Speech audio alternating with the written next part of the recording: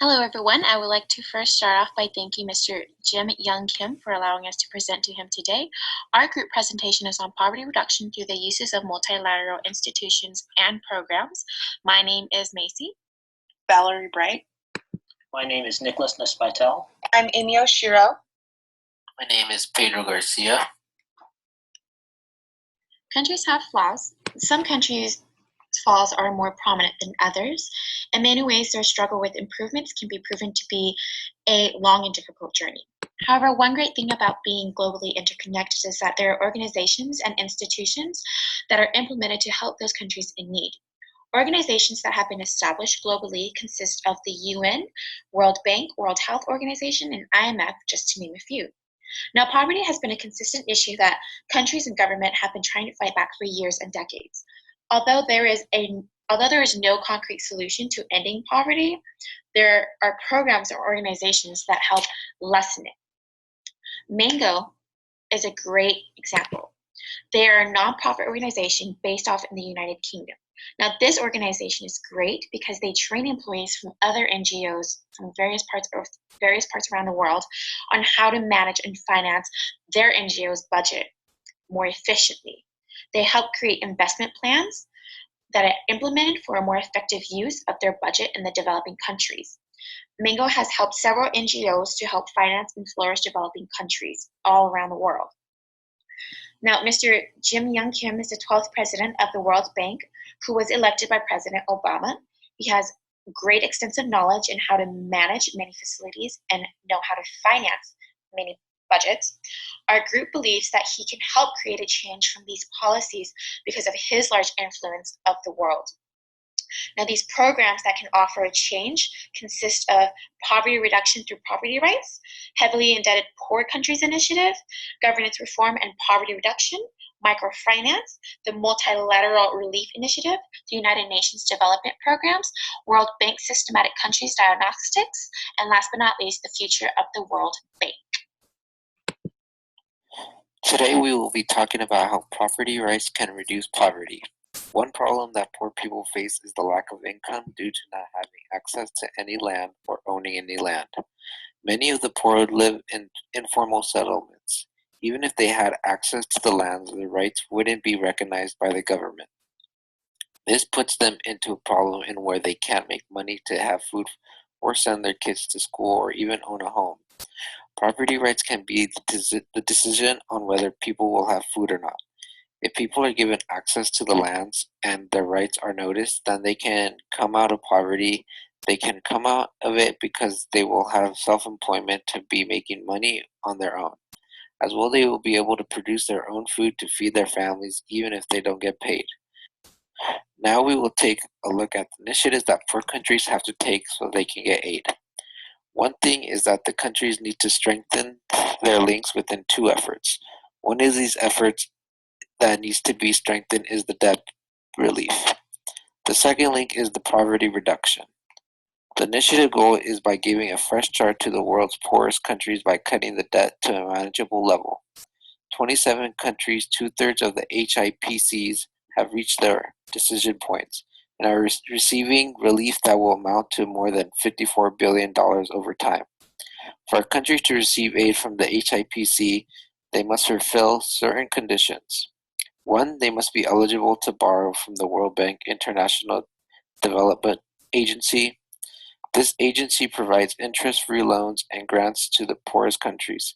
Second, they must face unsustainable debt burden that cannot be addressed through traditional debt relief mechanisms.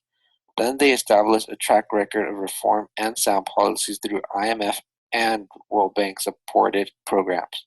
The final thing is that they must have a developed poverty reduction strategy paper through a broad-based participatory process in the country. If the country meets these requirements, then the executive board of the IMF and the World Bank decide on the eligibility for debt relief. To see the ultimate poverty reduction, developing and poor countries need good governance. Good governance is essential in bringing citizens protection and comfort from the government.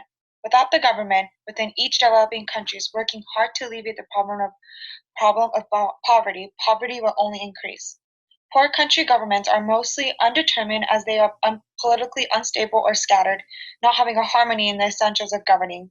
Though in order to have good governance, there are many aspects that are needed to be touched, from setting different roles to making sure and appointing well-educated and ambitious leaders within the government, while putting the citizens in the middle. In the developing countries today, generally those who work in the government are poorly trained and ambitious, which we can see why not much is improving. Good governance does not take time, and seeing results in the reduction of poverty will be slow, but the future numbers of poverty will improve, especially with good governance. Starting off with even the nominal government performance is a step toward better governance. Good governance will be a step-by-step process for many developing countries because for many of its distant possibility. So, small improvements within the government is a big difference in seeing the light in poverty reduction. I'm going to talk about alternative ways of looking at poverty reduction. Microfinance has emerged as one of the most promising alternatives to poverty reduction. It looks at solving poverty through social mobilization. It involves giving loans to people who would not normally have access to them. The loans range from $2,500 to about $5,000. Although it might not seem like a lot, it allows for marginalized groups to purchase services. In essence, it is social mobilization through a bottom-up approach. For example, loaning a small businesswoman the money she needs to improve her business and provide for her family. Another approach to microfinance are conditional cash transfers. It involves making an investment in human capital. That means instead of loaning out money for a business, a loan is given towards the education of an individual or anything that involves a human investment. For example, giving a family the money they need to send their child to school. Most likely that child will return and invest in his community or her community. The return of these conditional cash transfers is innumerable. It gives individuals the opportunity for mobilization, and most often than not, these individuals use the loan to create a positive impact in their community. Right along with microfinance are the institutions to help create the development programs that give nations the foundations needed to reduce poverty. One standout is the United Nations Development Program, or UNDP for short. It works closely with nations from Africa to Latin America, and their mission is to create a sustainable development. The UNDP has created millions of jobs through their development programs, as well as teaching people how to compete in this free market economy we live in. What is most important is that the UNDP does not look for quick solutions to poverty reduction. Instead, they implement long-term solutions. It also partners with international monetary institutions to provide funding for the many social development programs. In the long run, the UNDP is planting the seed for the future of poverty reduction. The future of poverty reduction efforts made by multilateral institutions will undoubtedly be shaped by the 2008 financial crisis. There are fears that in response to the crisis, state actors will increasingly adopt protectionist policy measures, as well as focus on short-term bilateral development solutions for issues that affect the entirety of the global commons. This emboldened sense of fiscal frugality on part of donor countries will force multilaterals to act in order to maintain their relevancy in the eyes of the world. This global nearsightedness will cause bilateral programs to be seen as increasingly attractive alternatives. However, solutions funded by bilaterals inherently lack the scope and breadth of vision achievable by multilateral organizations such as the World Bank. It may in fact hamper serious efforts of global poverty reduction. There is a promise of fairness in multilateral institutions.